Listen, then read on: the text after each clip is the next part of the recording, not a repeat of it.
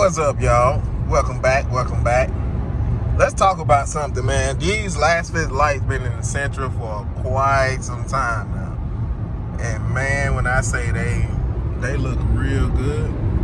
Like right now I got the yellow fogs on right now, but this, as you see, I just cut them off. That's the clear LEDs, man. But like it got the switchback and the LEDs up top. But overall, man, these lights have been amazing in the, not the Durango, see? Been in the Durango too long, but in the Sentra, man. I also miss doing some Nissan content. So hopefully soon I can start bringing y'all some more content on the Nissan here, on the Nissan Sentra. But yeah, man, overall, everything been smooth. LasfitLEDLights are long lasting. I can say that. But yeah, let's just talk about the light output, man. The light output is crazy. I think these are 100 watts. The link will be in the description for everything.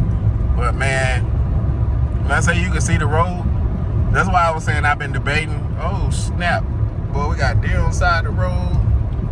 Boy, they're a little too close to the road at night. But like I said, prime example, you can see out in the trees out there without cutting the lights on bright. Like these are not on bright right now.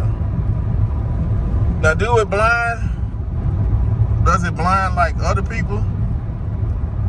Probably because of the housing I'm in. It's in the halogen housing, so I mean, it may blind them a little bit, but I got it leveled low as I possibly can with the car in the road. But like I said, the light output is crazy.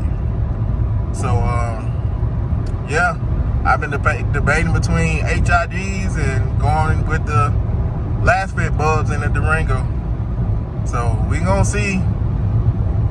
It all depends. It all depends on how everything go.